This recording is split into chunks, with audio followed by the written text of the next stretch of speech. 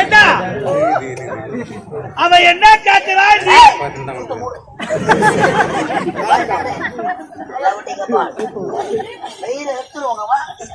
ஏண்டா கொஞ்சம் கூட மரியாதை என்பதே கிடையாதா?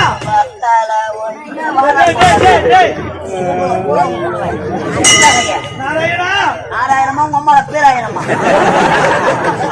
அவதாரம் அவதாரம் செய்யறாங்க பாரு பின்னாடி விபச்சாரம். நான் கூட்டிக்கார கண்ணு காட்டுறேன். நாராயணம் வாடாங்க. ஆளை பார்த்தா நான் யாருக்கு தெரியுதா? உங்க கண்களுக்கு நல்லா தெரியுங்க. தெரியுதா? யாரா நானு? இவரு தெரியாது. யாரு?